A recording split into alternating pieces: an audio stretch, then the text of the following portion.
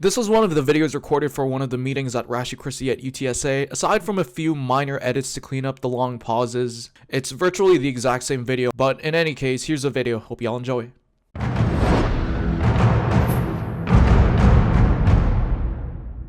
Okay, good evening, everyone. It's my pleasure to introduce Dave Pallmann, the creator and host of Faith Because of Reason, a YouTube channel and online ministry dedicated to thoughtful Christian apologetics and philosophical engagement with issues of history, theology, and scripture. Dave holds a bachelor's degree in Christian ministry and apologetics and has built a platform exploring topics ranging from the authorship of the Gospels to the evidential foundations of the Christian faith. Through thoughtful content and discussions, he equips viewers to think deeply and reason well about matters of faith. He also makes a pretty sick debate partner against high-class intellectuals like Danny Philtalk and his partner Monkey Boy. Shout out to our recent modern day debate appearance. But in any case, please join me in welcoming Dave Pallmann. Thank you. All right, so if you're attending this presentation today, I'm assuming that you already have a decent degree of familiarity with the general historical case for Jesus' resurrection. And if that assumption is correct, then you should all know that as Christian apologists, we make a lot of use of the fact that the disciples were persecuted or died as martyrs to argue against the idea that they simply made up the resurrection or that they were lying about it. Sometimes what doesn't get addressed, at least as often, is the evidence for the thesis that the early Christians actually were persecuted or that the disciples really did die as martyrs. Now, the reason why this issue is worth exploring is that there has been an increasing degree of skepticism about the idea that the early Christians really faced significant persecution or that any of the apostles did die as martyrs. For example, a few years ago, Candida Moss wrote a book titled The Myth of Persecution, where she lays out the basic case against the idea that the early Christians were persecuted or that any of the apostles died as martyrs. What's more, there hasn't been a whole lot of work by Christian apologists to effectively respond to these criticisms. So this presentation is intended to go through some of the evidence so that you will be better equipped to defend the resurrection in the event that a skeptic questions you about why they should believe that the apostles actually were persecuted. So what are the big objections from skeptics? Well, the primary objection is that the sources which testify to the specific martyrdoms of the apostles are very late and look kind of legendary. For example, the Acts of Paul, not to be confused with the Acts of the Apostles in the Bible, is one of our first narratives describing the martyrdom of the Apostle Paul, but it dates to more than 100 years after Paul's death. Furthermore, it says that milk instead of blood came out of him when he was beheaded. That seems kind of unlikely, doesn't it? So if that's our best source for Paul's martyrdom, then we have a problem, right? Another big objection comes from the idea that the disciples were never given any chance to recant prior to their executions. For all we know, maybe they would have denied the resurrection at the moment of death if they had been given the opportunity to do so. So even if the apostles were killed for the faith, how significant is this really? If you're at all familiar with YouTube counter-apologetics, then you probably know this guy right here, Apologia. He's made this particular objection pretty popular in the online sphere. So how might we respond to these concerns? Well, let's begin by admitting to some faults on our own side. We should admit that a lot of Christian apologists, like Josh McDowell here, or no, this one's not Josh McDowell, this one's Tim LaHaye. But like Tim LaHaye here, have really overstated the case when they say things like all of the apostles died as martyrs for their faith. We don't actually know that because a lot of the sources telling us that specific apostles died are very late and probably legendary. So we can be honest about that. However, just because some sources are late and legendary, that does not mean that all of our sources are late and legendary. And in a moment, I'm going to argue that we do have solid sources for the martyrdoms of at least some of the apostles. First, though, what about this issue of the apostles having no chance to recant? Well, here is how I have responded to this particular objection. I point out that it typically assumes that the opportunity to recant had to be offered immediately prior to the execution. But why should we assume that? It's not as though the Christians did not know that they were being persecuted because they were Christians. If they simply stopped being Christians, then they would no longer be the objects of persecution. Therefore, I suggest that they did have an opportunity to recant between the inception of the persecution and their eventual capture, even if they were not given an opportunity to recant on the site of execution. In fact, it's not even required that any of the apostles were actually martyred. Remember, we just need to establish that they were not deliberately lying. So as long as they were willing to die by holding fast to their faith in the face of unrelenting persecution, that is enough to establish their honesty, even if they never were, in fact, killed for their faith. Of course, this only matters if the apostles actually were persecuted in the first place. So let's turn to explore some of the evidence for this thesis. Now, it may seem like the place to start is with the book of Acts. After all, it's the earliest history of the early church, and it clearly describes persecution right from the beginning. Of course, skeptics are not likely to accept that Acts is thoroughly historically reliable. Now, there is a wealth of evidence for the historical reliability of Acts, but perhaps presenting all of that to the skeptic will feel like a departure from the topic of persecution. So it might be most efficient to simply bracket the reliability of Acts, but just point out that to the extent that Acts wants to be read as history, it seems unlikely that the author would completely invent the phenomenon of persecution, since people would know if nothing like this had ever occurred. The New Testament seems to bear witness to the martyrdom of Peter. Consider John 21, 18 through 19. Here Jesus is described as predicting Peter's martyrdom. The passage says, "Truly, truly, I tell you, when you were younger, you used to put on your belt and walk wherever you wanted. But when you grow old, you will stretch out your hands, and someone else will put your belt on you and bring you where you do not want to go." Now he said this, indicating by what kind of death he would glorify God. Now the skeptic might object to the use of the Gospel of John in making the case for Peter's martyrdom. After all, the skeptic doesn't accept that John is necessarily historically trustworthy. But we don't need John to be generally historically reliable in order to use this passage as evidence for the martyrdom of Peter. Even if John is not an accurate source with respect to the life of Jesus, and Jesus never actually predicted the martyrdom of Peter, John 21, 18 through 19 nevertheless represents a very early tradition according to which Peter died as a martyr. This is further supported by 2 Peter 1, 12 through 15, which is at least allegedly authored by Peter and has him anticipating his imminent death. The author further has Peter say that he was preparing for the death which the Lord Jesus Christ had told him that he would face. Even if this was not authored by Peter himself, as most skeptics believe, it provides another voice supporting this idea among early Christians that Jesus had told Peter that he would die as a martyr. And if 2 Peter and John 21 owe to the same tradition, then the implication of martyrdom in John 21, of course, applies equally to 2 Peter. Regarding the martyrdom of Paul, we can see clearly that Paul is depicted as anticipating his own martyrdom in 2 Timothy 4, 6 through 7. Now, virtually all skeptics reject the Pauline authorship of the pastoral epistles, of course, including 2 Timothy.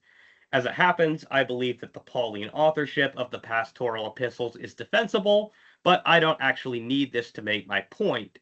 Even if we reject the authenticity of 2 Timothy for the sake of argument, the latest possible date of composition is between 90 and 140 AD. As such, it still represents a fairly early understanding from an early Christian that Paul was martyred, and it is also free from the fantastical elements which so many skeptical scholars find objectionable in many other martyrdom stories. But we don't have to exclusively depend upon Pauline letters that are of dubious authenticity. Even most skeptics grant that 7 letters in the New Testament genuinely go back to Paul, and some of these letters also contain evidence for persecution. For example, in Galatians 1:13, we can see Paul himself claims not only to have suffered persecution, but also to have perpetrated it prior to his conversion. He says, "For you have heard of my former way of life in Judaism, how I used to persecute the church of God beyond measure and tried to destroy it."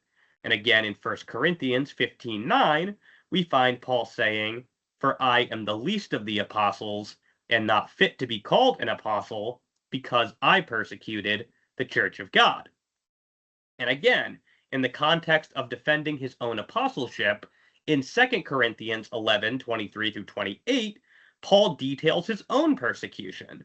It's hard to think how much clearer the evidence for persecution could be than an admission from an eyewitness himself, claiming that he both perpetrated persecution upon Christians, and then, after his own conversion, he offered a detailed list of the sorts of persecutions that he himself had endured. But we can make the case that the earliest Christians faced persecution even apart from appealing to the Bible. Many of the non-biblical writings of the early church likewise bear witness to the persecution of the church and the martyrdoms of some of the apostles. The earliest and most significant of these is the patristic witness Clement of Rome. In chapter 5 of his letter to the Corinthians, he tells us that both Peter and Paul were martyred. Now, some skeptics have pointed out that the Greek word translated as martyred is martyreo, and that the term can simply mean to bear witness. Now, this is true. However, the context of Clement here, he makes it clear that the death of Peter and Paul he makes it clear that their deaths is as the result of their Christian faith. Clement's claim that Peter and Paul died as witnesses, his characterization of Peter's death as glorification, his description of Paul's death as having proved himself, and his comment that they died at the hands of the prefects are all very suggestive that Peter and Paul died as martyrs. Now, the significance of Clement's witness it's difficult to overstate this. Right? According to Irenaeus in Against Heresies 333, Clement was a close associate of the apostles themselves, and so would be ideally positioned to know about the circumstances surrounding their lives and deaths. The apostle Paul himself may even reference Clement of Rome by name in Philippians 4:3. Now, while some have argued that this letter dates to as late as 140 AD, most scholars date it to within the 1st century, to around 96 AD. Some even date it to the 60s AD, the same decade as Peter and Paul died. Clement, therefore, appears to be an early, straightforward witness to the martyrdom of Peter and Paul. Some other notable patristic sources for the martyrdoms of Peter and Paul include Ignatius of Antioch and Polycarp of Smyrna.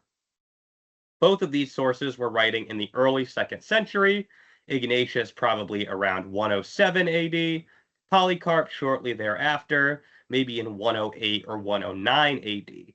Now that's only about 50 years or so after Peter and Paul died, so not quite as early as Clement, but still pretty early, especially by ancient historical standards. I'd also like to mention Tertullian. He's writing quite a bit later, at the very start of the 3rd century, but what makes Tertullian interesting is that he cites sources. He says that official Roman records preserve the martyrdoms of both Peter and Paul, and he then invites skeptical readers to consult the archives of the Roman Empire if they don't believe him. Now, whatever archives Tertullian has in mind, they have been lost to history. Nevertheless, it seems unlikely that he would have invited his readers to consult them if they did not exist. Now, I've highlighted what I regard as the best sources in support of the persecution of early Christians from within early Christian literature. There are many, many other sources, including the Ascension of Isaiah, Apocalypse of Peter, Acts of Peter, Acts of Paul, Apocryphon of James, Dionysius of Corinth, and the Muratorian Canon. I regard the value of these sources as being somewhat less than that of the others I have cited. This is mostly because these sources are anonymous and or demonstrate legendary development and fantastic elements, while the historical value of these sources is more limited. If they do represent legendary development, then presumably they had something to develop from, and so that would, at a minimum, have included the martyrdoms of the apostles. Without at least that, it remains unclear what the legends would have developed from, so I think it's worth mentioning them. But the evidence for the persecution of the early Christians is hardly limited to Christian sources alone, for it is also well attested within the writings of ancient Roman historians. The clearest examples here are Tacitus and Suetonius, both of whom describe an extensive persecution and slaughter of Christians under the Emperor Nero. As Tacitus put it, consequently, to get rid of the report, Nero fastened the guilt and inflicted the most exquisite tortures on a class hated for their abominations, called Christians by the populace. Christus, from whom the name had its origin, suffered the extreme penalty during the reign of Tiberius at the hands of one of our procurators, Pontius Pilate, and a most mischievous superstition, thus checked for the moment, again broke out, not only in Judea, the first source of the evil, but even in Rome, where all things hideous and shameful from every part of the world find their center and become popular. Accordingly, an arrest was first made of all who pleaded guilty. Then, upon their information, an immense multitude was convicted, not so much of the crime of firing the city, as of hatred against mankind. Mockery of every sort was added to their deaths. Covered with the skins of beasts, they were torn by dogs and perished, or were nailed to crosses, or were doomed to the flames and burnt to serve as a nightly illumination when daylight had expired. Now, this looks like case closed. One of Rome's most important historians appears to clearly describe persecution against Christians by the Emperor Nero. And since Tacitus, as well as Suetonius, were not Christians, we can be confident that they didn't make this up in order to further some sort of Christian apologetic agenda. Some skeptics have recently challenged this evidence, claiming that Tacitus simply made up the Neronian persecution.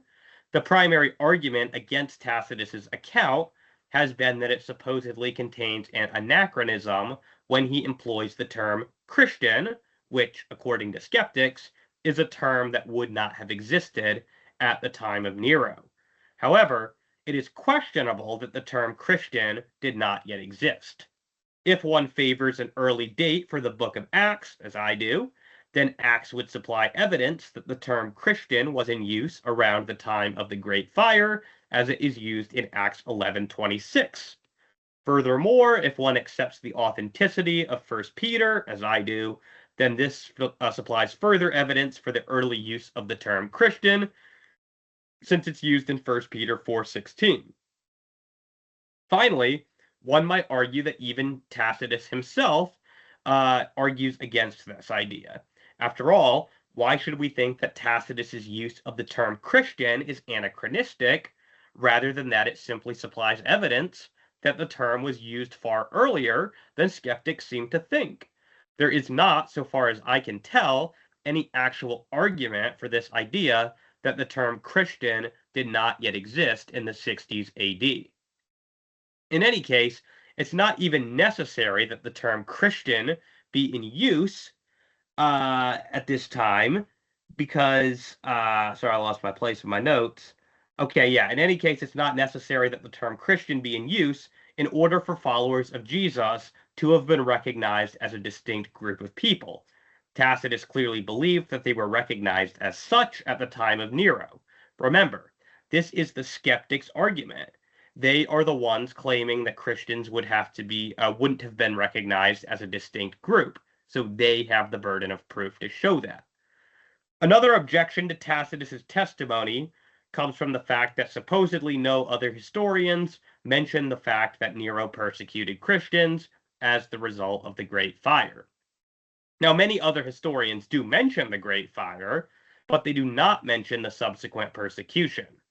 However, there is no mileage to be had out of this observation, for we can cite numerous sources attesting to Nero's persecution of Christians, even if they don't explicitly connect it to the Great Fire. Excuse me. So we've already noted that Suetonius, that he mentions the persecution of Christians. He just doesn't connect it to the Great Fire. We could also add the Book of Revelation and the Ascension of Isaiah. Although these sources don't name Nero, he's identified in Revelation by the number 666, which can be transliterated to the name Nero Caesar using the Hebrew alphanumeric method. And he's identified as he who slays his own mother in the Ascension of Isaiah, something for which Nero was uniquely notorious. Of course, one might still wonder why other historians who mention the Great Fire don't mention the subsequent persecution of Christians, but historians have an answer for this. Nero was a universally hated emperor. Nobody really liked him that much. He was universally vilified after his death. Tacitus tells us that he tried to affix the blame to the Christians after the Great Fire, and that this was the basis for persecuting them. However, even Tacitus makes it clear that, despite his own hostility towards Christians, he doesn't buy this story. Neither do the other historians who wrote about the Great Fire, as they all directly or implicitly lay the blame on Nero. So a plausible explanation for why other historians don't even mention the subsequent persecution of Christians is because they don't want their readers to be in any doubt that Nero was responsible for the fire. They don't even want to entertain the idea that the Christians may have been responsible. Tacitus, on the other hand, was a more responsible and scrupulous historian, and therefore he did include the persecution of the Christians, while still being careful to make sure that the reader knows that ultimately Nero was to blame. So to wrap all of this up, the evidence for the early persecution of the church is strong. The evidence for the martyrdoms of some of the apostles, notably Peter and Paul, is considerable. Skeptics are right to correct many of the overstatements which have been made by careless Christian apologists over the years, but I have emphasized that the fact that one does not actually need the apostles to have been killed for their belief in the resurrection in order to acquire evidence for their sincerity. For this, one only needs a general context of persecution against Christians. Furthermore, I have argued that Peter and Paul, at least, did indeed die as martyrs. Yeah, was that the end? That was the end, yes, sir. Gotcha. Let's give it a round of applause before we move to the Q&A. All right, so I I really liked how you engaged with the latest scholarship, but also like referenced a lot of like the biblical passages and try to root them in history, because a lot of what you'll see in like the temptation in Christian apologists is to go directly to the external sources without considering what the ground and boots eyewitnesses had to say themselves about the matter. The Christian class, for example. So I guess like my first question, and then after me, we can proceed with y'all's questions. Was that as you know, Dave, Sean McDowell gave his dissertation on the martyrdom of the apostles, and he comes with this ranking of like at least 4 that were like very probable, or like the highest probability of being martyred. And he does include Peter and Paul, but he also includes James, the brother of Jesus, and James, son of Zebedee, although he might have changed his mind on James, son of Zebedee, because it's in Acts. But in any case, he also like puts it mid-rank for like Thomas in India and then maybe Matthew somewhere like in Africa somewhere. But I guess like my question is like, do you generally agree with that ranking of like historical probability? Yeah, Sean's book. I like it for that it's like a good, easy reference all in one place to get the various sources that talk about the martyrdoms. As far as Sean's handling of the evidence, I think he has a tendency to maybe be a little too generous with some of it. Honestly, I'm a little. I don't like that his book has sort of become the go-to in Christian apologetics because I think his argumentation's weak in some ways, honestly. And we don't have to, because there's way better books on it. Richard Bauckham, for example, has a great book called The Christian World Around the New Testament, where he goes to town on this. Harry Tadra has another book called The Martyrdom of St. Paul, where, again, he just has like the scholarly depth that, with all due respect to Sean McDowell, I kind of felt that his book didn't have. Which is not to say that his book is not useful in any way. But to directly answer your question, I think I would broadly agree with Sean that we have a lot better evidence for Peter and Paul. Here's my issue with James, the brother of Jesus. I think we have really good evidence that he was killed. It's not so clear that he dies as a martyr, and that's why I don't make as big a deal out of James, the brother of Jesus. Because we have, well, one, we have contradictions between, or apparent contradictions between the accounts with him. And then, like in Josephus, it's just not clear that he's killed as a martyr, right? Josephus tells us that he's killed by the Jews, but they say it's because he was accused as a breaker of the law. Now, that could be because of his Christian beliefs, right? Breaking Jewish law. But, I mean, it could be a lot of things. So I'm iffy with James, the brother of Jesus, just because I think it is clear that he died. It's not so clear that he dies as a martyr. So I would just say to people, be kind of careful if you use James because there's some issues surrounding his death there. Yeah, for sure. Like I think Hegesippus, like like 100 years later, as you'll see with like a lot of like these accounts, like start to add some legendary flavoring to it. Like even with Peter and Paul. But to your point, yeah, like in the passage in Josephus, it just says he died as a lawbreaker. So yeah, I do think that especially if you're engaging with like a really modern critical scholarship, like especially with someone like Chrissy Hansen, who wants to say some really interesting stuff, like you definitely have to dot your I's and cross your T's is kind of how I would put it.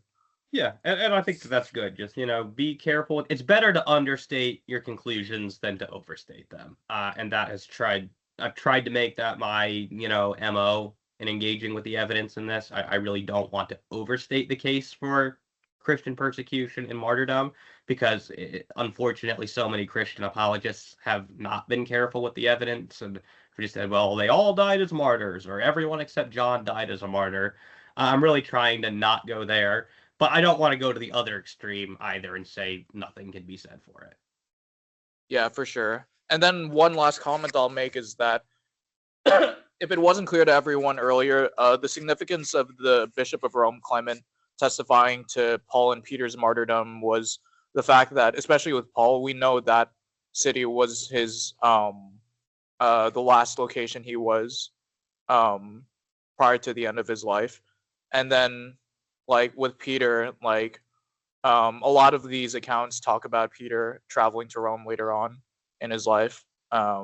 So in any case, like the Bishop of Rome, Clement, would have been in a position to know these facts concerning the earliest persecutions of Nero that resulted in Peter and Paul's martyrdoms.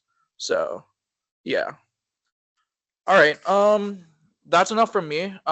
Did we have any questions from anyone else? I'll give it like 5 seconds, 10 seconds. 2, 5, 6, 7, 8, 9, 10. All right. Yeah. And then in that case, let's give it a round for Dave Pallmann. Dave, where can we find you on social media? Well, I mean, just by my name, David Pallmann through Facebook, and then on YouTube, I go by the moniker Faith Because of Reason. I got a 2 hour and 15-minute documentary where I go through the material I've presented here and a lot more painstaking detail and take on critics like Chris Hansen that you mentioned. He actually responded to me, so I have a separate video responding to his response to me. Candida Moss, Richard Carrier, the people who sort of try to sort of respond to people like Sean McDowell or people who generally respond to this general line of argument. I try to take the conversation further by going after them.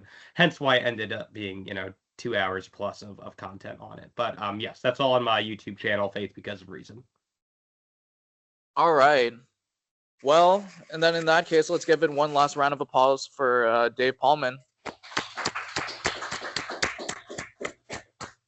All right. Yeah, sorry this ended up being like a super short presentation. Part of it too is that some of our officers are like sick, and one of them is actually in the ER. So, yeah, prayers for him for sure. But yeah, I mean, if we have no other questions, I'll let you go, Dave.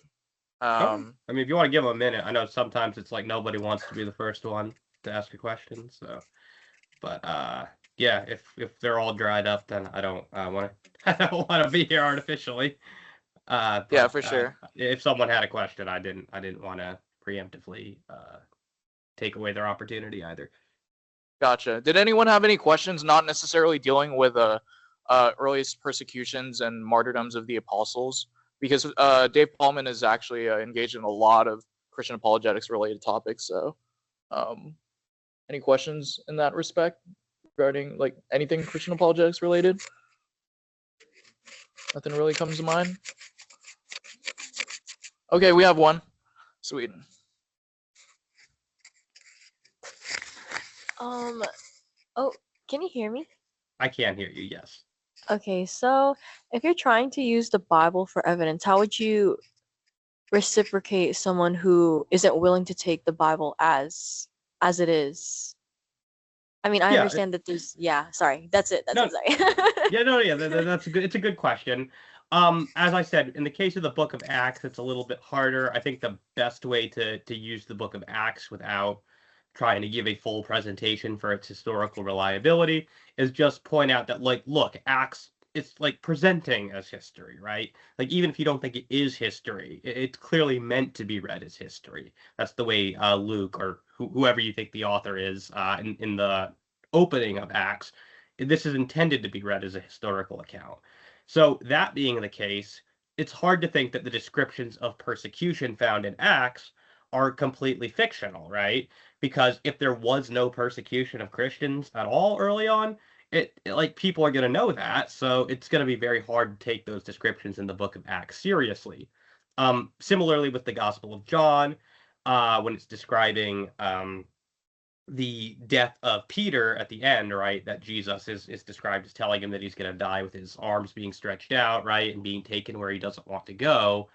You don't have to, like, let's say that Jesus never actually said that, right? The point is, this is something that early Christians believed, right? That's why it's in the Gospel of John. So early Christians believed that John died as a martyr. Otherwise, they wouldn't have put that in the Gospel of John, right? Same thing with the reference to it in First Peter. So you don't have to take the position that these texts are reliable on this front. You don't have to take the position that Peter actually wrote First Peter. The point is, some early Christian wrote this stuff down. And so what that reflects is their belief that Peter died as a martyr here. Same thing with the references to Paul that I brought up. So that's generally how I approach it with skeptics. We're not assuming that it's true. We're not even assuming that it's historically trustworthy. But what we are establishing is very early belief among Christians that these guys died as martyrs. And that's got to be explained in some way. And I say the best explanation is just that they knew that they died as martyrs. Does that help answer your question? Okay, sweet. Did we have any from anyone else? Okay, we got one here.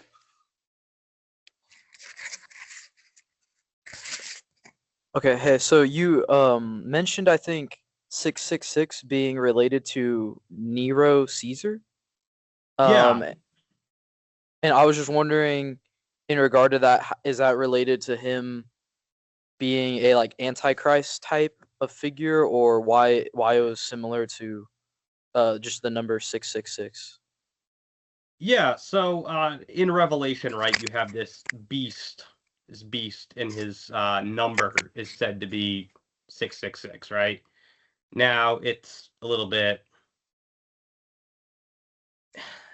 So the whole, like, the entire book of Revelation is obviously one of the most controversial books in the entire Bible. So everything in Revelation is going to be controversial, but the idea here is that so like Revelation 13:7, right? It says that the beast, his number is 666. So what exactly does that mean? The answer we can find in this study called numerology. So ancient numbering systems used what's called an alphanumeric method. This is true of the Latin system, for example, that's still used today. Greek and Hebrew follow this similar method where each letter of the alphabet represents a number, right? So the first 9 letters represent 1 through 9, the 10th letter represents 10, the 19th letter represents 100, so on and so forth, right? So Book of Revelation is written in a Hebrew context. It's written by a Jew, even though it's written in Greek. So we can kind of determine what he means by 666 using the Hebrew alphanumeric method. And that's kind of where it becomes interesting, because when the name Nero Caesar, when you transliterate that from Latin into Hebrew, then you can see that the Hebrew spelling of Nero's name gives you precisely the value 666. And the way that we know, actually, that the early Christians understood it that way, as, you know, the beast being a reference to Nero, is that you've got this kind of famous textual variant in the book of Revelation, right? Sorry, what was that? Oh, sorry, I thought I heard someone say something. So, yeah, in the Greek, right, all the Greek manuscripts of Revelation, they say 666. But in the Latin manuscripts, it says 616 instead of 666, right? Why is that, right? Bart Ehrman has kind of used this as like, well, look, you know, you've got this manuscript problem here, because was it 666 or was it 616? The answer is, of course, that it was 666 because the text was originally written in Greek. But if you transliterate it into Latin instead of Greek, then Nero Caesar's number comes out at 616 instead of 666. And so that's actually how we know that the early Christians got that this was a reference to Nero in the book of Revelation, because in Latin, the number got changed into Nero's sort of. So yeah, sorry that was a little bit complicated. There's a good book on this by Gary DeMar called End Times Fiction, where he will spell it all out for you probably more clearly than I did just now. But basically, yeah, that's kind of how we know that 666 is a reference to Nero. Does that help answer your question? Gotcha. And just to add on to that, you know, like, especially when you're dealing with apocalyptic literature like Revelation and Daniel, there have been multiple interpretations as far as like how to interpret the genre of the book as a whole. I think that's kind of where David was going with whenever he said like the whole book is controversial. Not insofar that it's unreliable per se, but it's just it's just knowing how to interpret it and how it applies to us can be definitely a tough task theologically. So yeah. All right. Would it be fair to replace every time it says 666 with like a Nero type? It says like that's what it's replaced. Gotcha. So, I don't know if you heard that, Dave, but my friend said that in other places in the Bible, I think there are no other places in the Bible that talk about 666. But basically what he said was, is it a fair assumption to say that everywhere else in the Bible, or at least everywhere else in Revelation, that number, the mark of the beast, is referring to Nero? Or a Nero type?